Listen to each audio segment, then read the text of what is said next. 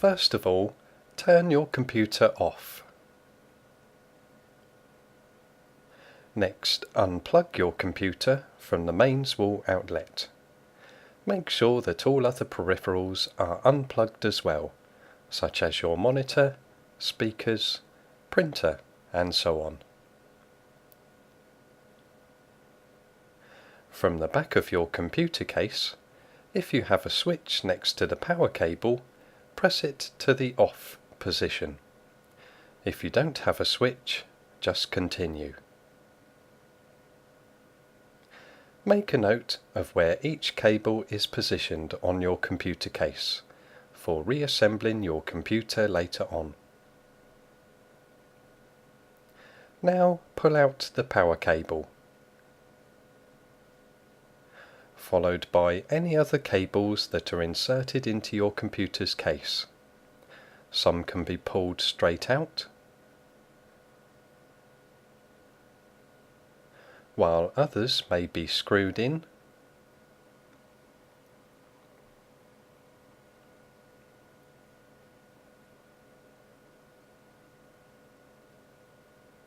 or clipped in.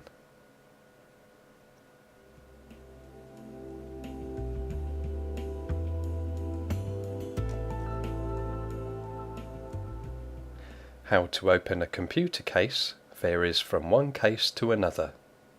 Most cases have screws at the back that can be taken out in order to remove certain case panels.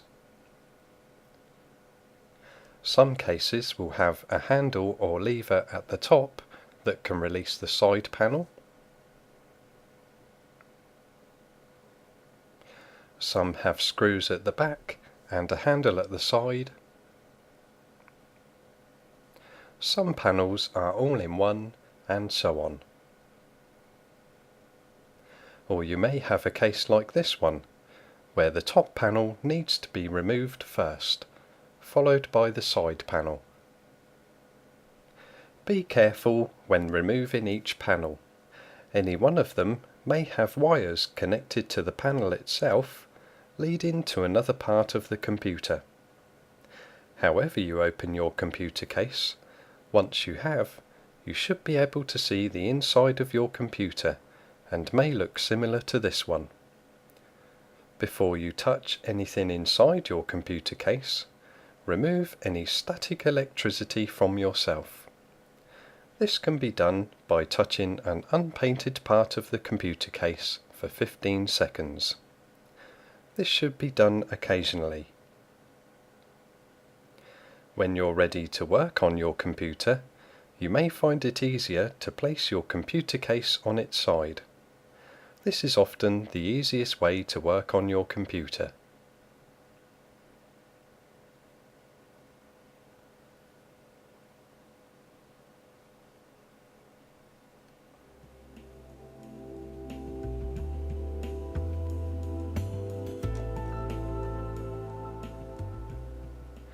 Now locate your PSU.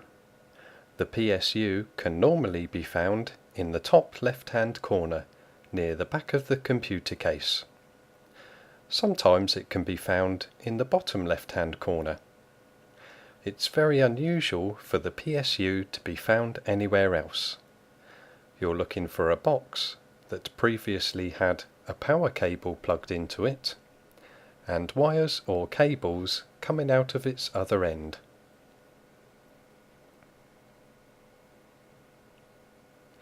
Do not open or insert objects into the PSU.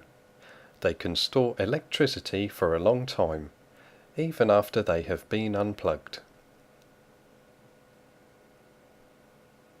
Once you've located your PSU, follow any cable or group of wires starting from the PSU until you find a power connector.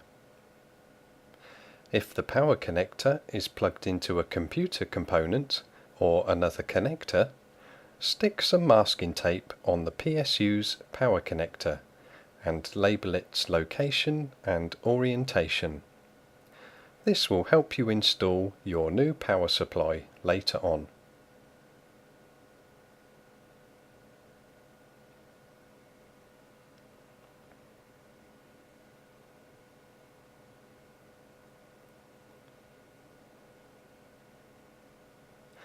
Some power connectors are simply plugged in, and some are also held in by a clip.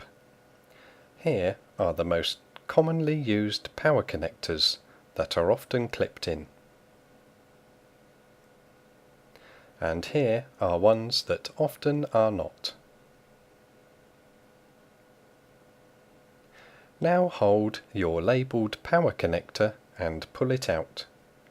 Unclip it first if you need to. Do the same with all of the PSU's power connectors, labelling each one as you go.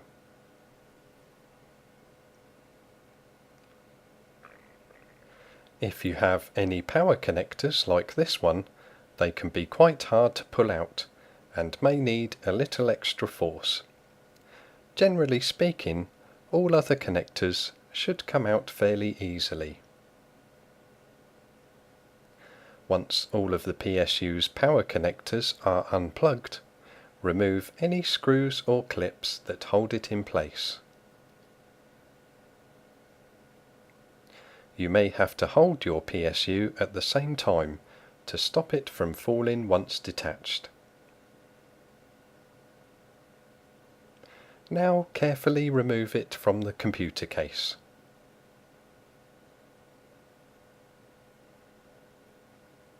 It's a good idea to place an elastic band around the power connectors that were being used by your computer. Any power connectors that were not being used can be left as they are.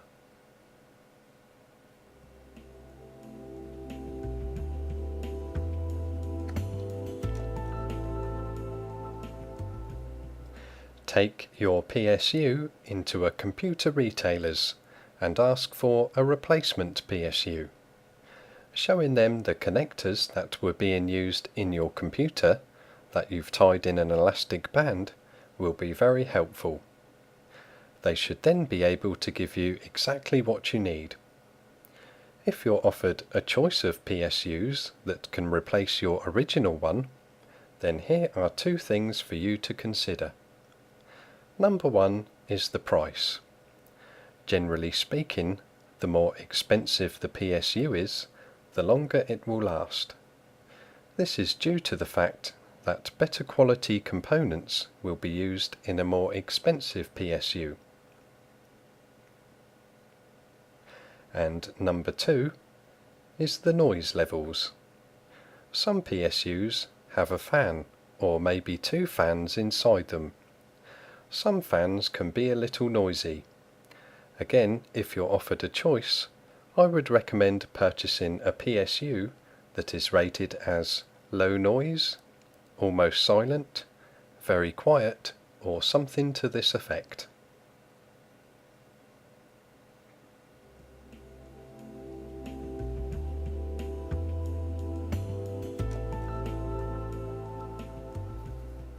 Take a look at your new PSU. If it has a voltage selector, then set it to 220 to 240 volts for UK voltage. If, like this one, yours does not have a voltage selector, assuming you've purchased your PSU within the UK, then just continue. Remember that this video guide is designed for people that live in the UK. Other countries may use a different voltage setting.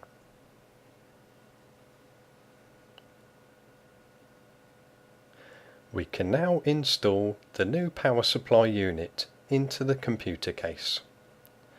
The power cable port needs to be facing towards the outside of the computer case, and the wires or cables need to face the inside. If your PSU has a fan or vent on its side, then make sure the fan or vent is facing towards the inside of your computer. For example, if your PSU should be installed at the top of your computer case, then the fan or vent should be facing down. But if your PSU should be installed at the bottom of your computer case, then the fan or vent should be facing up. Nearly all PSUs have a fan or vent on their side. Whether yours does or not, In most cases, you will only be able to install your PSU the correct way anyway. If you do install your PSU incorrectly, it is highly likely that clips or screw holes will not line up with your computer case.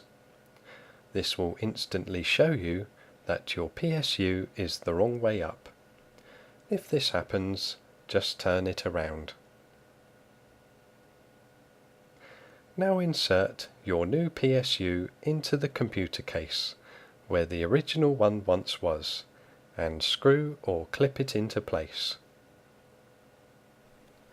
Some PSUs have permanently fixed wires or cables attached to the PSU itself, just like this one I'm using here.